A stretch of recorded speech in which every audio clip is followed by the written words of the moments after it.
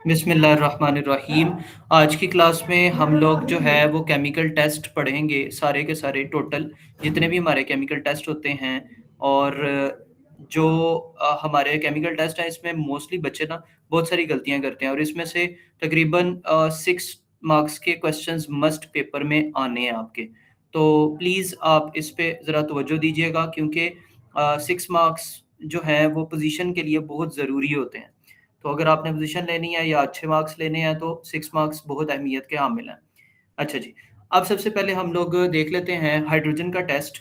Hydrogen test के लिए हम लोग क्या करते हैं कि स्क्विकी पॉपअप साउंड आता है, squeaky popup sound with lighted splint, with lighted splint, lighted सप्लेंट।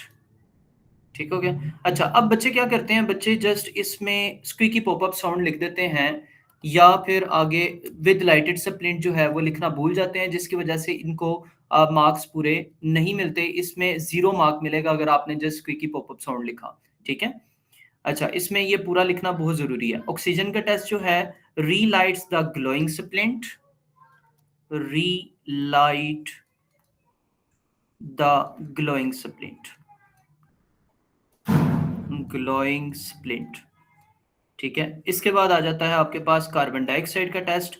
Carbon dioxide के टेस्ट के लिए आपके पास जो है लाइम वाटर होना चाहिए, और लाइम वाटर को जब हम लोग कार्बन डाइऑक्साइड को पास करवाते हैं, it turns lime water milky. ठीक है, लाइम वाटर मिल्की कर देता है। तो इसका टेस्ट क्या हुआ कि आपने कार्बन डाइऑक्साइड गैस पास करवानी है लाइम वाटर से, और इसका कलर चेंज या ऑब्जर्वेशन वो होगी टर्न्स लाइम वाटर मिल्की। अच्छा जी, अब आपके पास फोर्थ नंबर पे कार्बन डाइऑक्साइड के बाद अमोनिया गैस आ जाती है, एमोनिया, एमोनिया NH3। इस गैस का आपने टेस्ट करना है। तो इस टेस्ट गैस के टेस्ट के लिए it turns red litmus paper blue कर देता है ये, क्योंकि ये बेस है, लिटमस पेपर ब्लू। ठीक है, तो ये बेस की तरह एक्ट करता है, इसलिए ये इसको जो है रेड लिटमस को ब्लू कर देगा। अच्छा जी, इसके बाद आपके पास फिफ्थ नंबर पे एक गैस रहेगी, क्लोरीन गैस। ठीक है, क्लोरीन Cl2 गैस जो है, ये क्या काम करती है, इट ब्लीचेस, ब्लीच कर देती है, मतलब bleaches the damp litmus paper. मतलब इसकी ऑब्जर्वेशन है bleaches the damp litmus paper, damp litmus paper. ठीक है। अच्छा, अब आपके पास मेटल्स आ जाएंगे आगे। नेक्स्ट, मेटल्स के आयंस का टेस्ट। ठीक है, फ्लेम टेस्ट हम लोग इसको कहते हैं, और मेटल्स के आयंस के फ्लेम टेस्ट।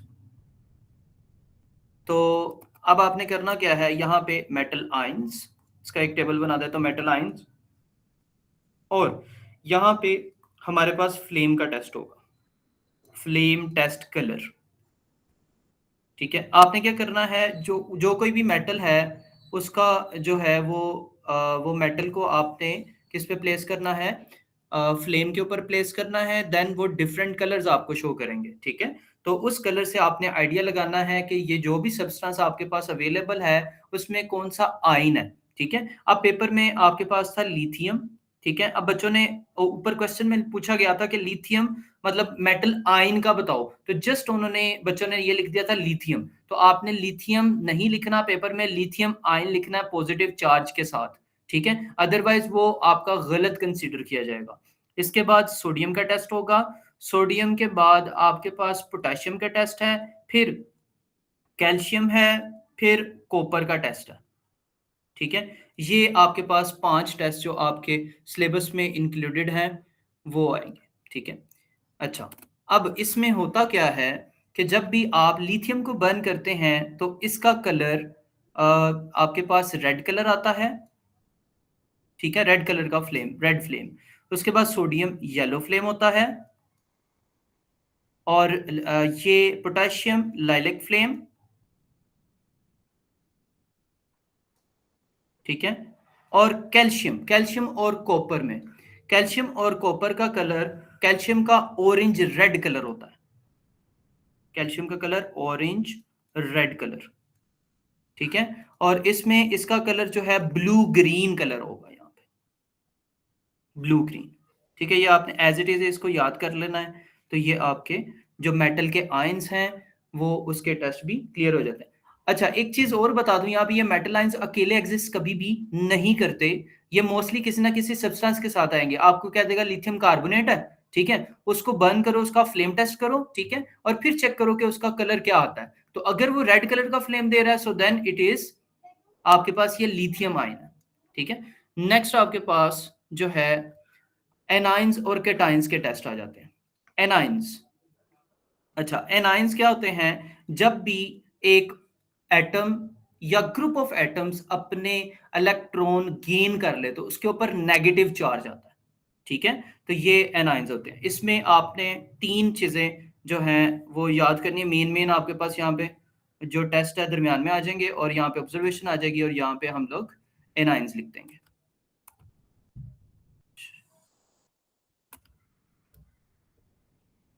एनाइंस, यहाँ पे हमारा टेस्ट आ गया, ठीक है, और यहाँ पे ऑब्जर्वेशन आ जाएगी इसकी।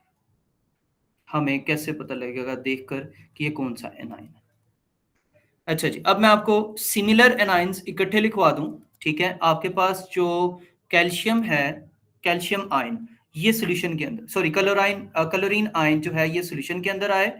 उसके बाद क्लोरीन, ब्रोमीन और आयोडीन आपके पास आ जाते हैं, क्लोरीन, ब्रोमीन और आयोडीन। अच्छा, इनका टेस्ट क्या होता है कि आपने सबसे पहले ऐड, इनका जो भी सॉल्यूशन होगा ना, इन सभी के सॉल्यूशन होंगे आपके पास, उन सॉल्यूशन के अंदर आपने क्या चीज ऐड करनी है, डाइल्यूट, सॉरी नाइट्रिक एसिड आपने ऐड करना है, नाइट्रिक एसिड, ठीक है, नाइट्रिक एसिड। यहाँ पे जब आपने नाइट्रिक एसिड इसमें ऐड किया, तो उसके बाद आपने ये चीज देखनी है कि इसके बाद अब मजीद हम लोग यहाँ पे इसके अंदर क्या ऐड करें। डाइल्यूट नाइट्रिक एसिड के साथ साथ आपने सिल्वर, सिल्वर, नाइट्रिक एसिड था तो नाइट्रेट ये ऐड करना है सब में, ठीक है। ये डाइल्यूट ही था, तो यहाँ पे dilute nitric acid plus silver nitrate, इन सभी में आपने यही टेस्ट करना है। अब इनमें डिफरेंस कैसे पता चलेगा, इनकी जो ऑब्जर्वेशन आएगी ना वो डिफरेंट होगी। ऑब्जर्वेशन में आपके पास जो इसकी आएगी व्हाइट, क्रीम और येलो आएगा, मतलब ये व्हाइट प्रेसिपिटेट देंगे, ये क्रीम प्रेसिपिटेट देंगे, और ये आपके पास येलो प्रेसिपिटेट शो करेंगे, ठीक है।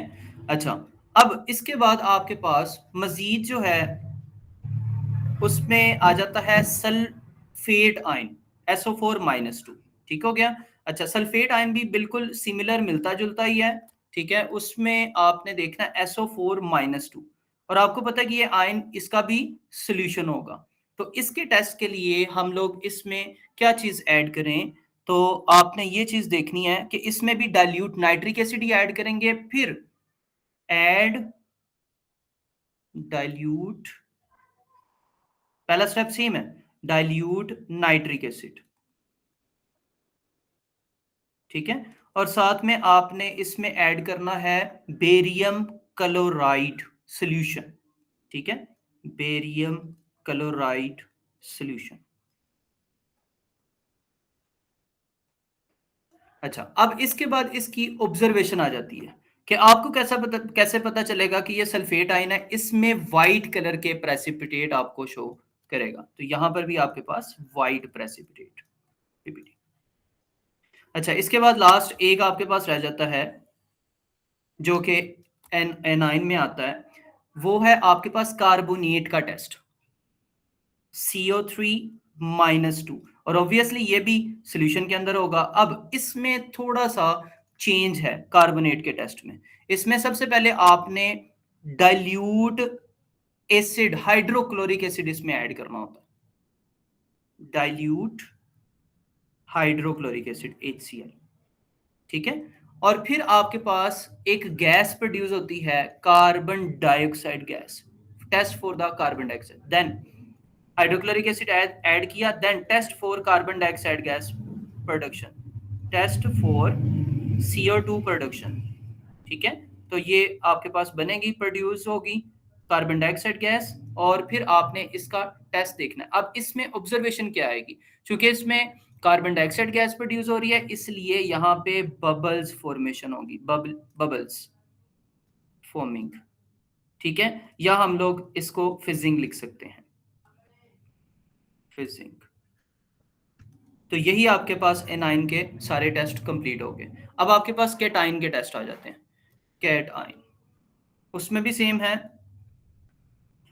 कैटाइंस। अच्छा, अब कैटाइंस के अंदर आपके पास एमोनिया, कॉपर, आयरन 2 और iron 3। Ammonium NH4 positive, copper ये सॉल्यूशन के अंदर एग्जिस्ट करेंगे, ठीक है। उसके बाद आपके पास आयरन 2 एंड आयरन 3, Fe+2 और Fe+3, ठीक है। इनका टेस्ट क्या है, सब में आपने सेम टेस्ट करना है। सेम टेस्ट से मुराद अब यहां पर आपने ऐड करना है aqueous sodium hydroxide, add aqueous, सब के अंदर सोडियम हाइड्रोक्साइड, ये आपने ऐड किया। जब आपने ये सोडियम हाइड्रोक्साइड ऐड किया तो उसके बाद आपके पास ऑब्जर्वेशंस क्या आती हैं, ठीक है, वो आपने देखनी है। तो एमोनिया जो है यहाँ पे, जब हम लोग एक्वस एमोनिया एमोनियम के अंदर ऐड करते हैं तो यहाँ पर आपके पास क्या बनता है, एमोनिया इज प्रोड्यूस्ड, ठीक है। जब आप इसको हीट करेंगे तो आपके पास क्या बनेगा, एमोनिया प्रोड्यूस होगा, ammonia is produced on heating,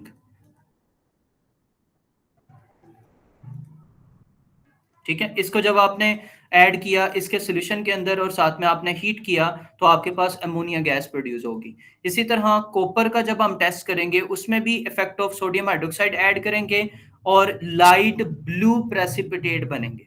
copper के टेस्ट के लिए लाइट ब्लू प्रेसिपिटेट, ठीक है। इसी तरह आयरन का जब आप टेस्ट करेंगे तो आयरन में भी आपने effect of sodium hydroxide add करना है, इसके ग्रीन प्रेसिपिटेट, और जो दूसरा आयरन 2 है, आयरन 2 के ग्रीन प्रेसिपिटेट, और आयरन 3 के आपके पास जो प्रेसिपिटेट बनेंगे वो red brown precipitate, red brown precipitate,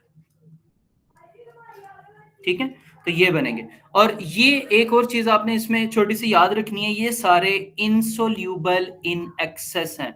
मतलब इनसोल्यूबल इन एक्सेस का क्या मतलब है कि यहां पर ये तीनों, अगर आपके पास NaOH एक्वस सॉल्यूशन ज्यादा आप ऐड कर देते हैं तो ये जो है ये इनसोल्यूबल रहेंगे, पर इनका कलर जो है ये आपको डिफरेंट शो करेंगे। तो यहां से आपको आइडिया हो जाएगा कि ये कौन से केटाइंस हैं, ठीक है बेटा। अच्छा, अब आपके पास लास्ट पे आ जाता है कि test for presence of water. अब यहां पे ध्यान करना, बड़ा बड़ा ही important, test for presence of water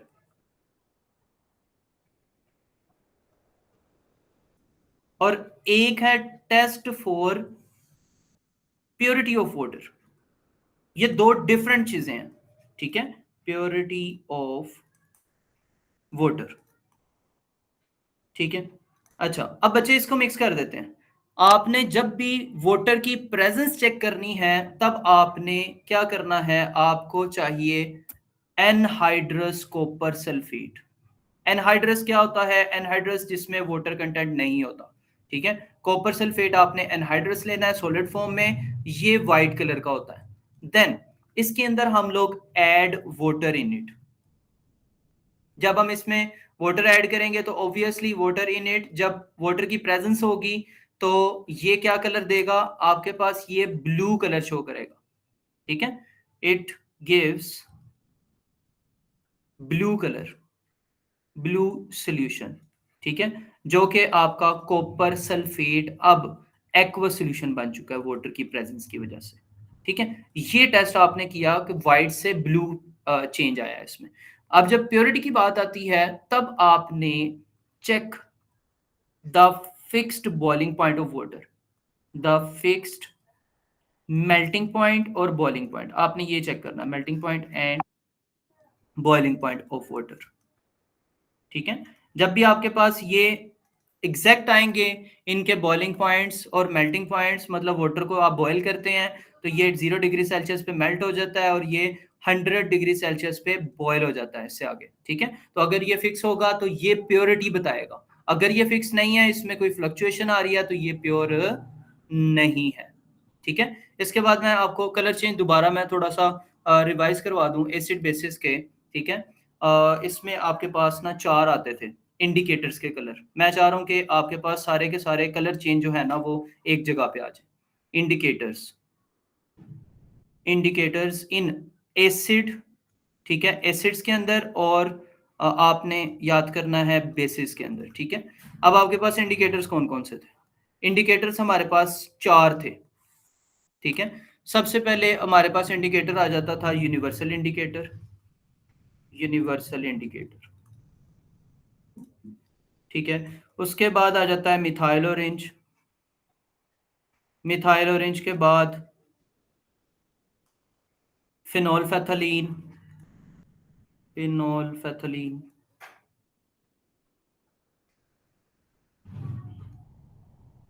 ठीक है, ये थे। और एक आपके पास लिटमस पेपर आ जाता है, ठीक है। मैं लिटमस पेपर जो है, लिटमस पेपर आपके पास 2 तरह के होते हैं, एक ब्लू होता है, ठीक है, और एक आपके पास होता है रेड, ठीक है। वो भी आपको इधर मेंशन कर, यूनिवर्सल इंडिकेटर के जब आप ऐड करते हैं तो ये ब्लू को रेड कर देता है, मतलब सॉरी, ब्लू को रेड नहीं, जस्ट ये फ्यू ड्रॉप्स जब आप इसमें एसिड में ऐड करेंगे तो रेड कलर कर देगा और ये ब्लू कलर कर देगा इसको, ठीक है, बेस जो है। मिथाइल ऑरेंज एसिड के अंदर ऑरेंज रेड होता है, ठीक है, और बेस के अंदर ये येलो कलर देता है, रेड ऑरेंज या ऑरेंज रेड आप लिख सकते हैं। फिनोल्फेथलीन जो है ये एसिड के अंदर कलरलेस सॉल्यूशन देता है और बेस के अंदर पिंक कलर देता है, ठीक है। और लिटमस पेपर एसिड जो है turns blue to red, blue litmus paper को रेड में कन्वर्ट कर देता है, और ये टर्न्स रेड टू ब्लू।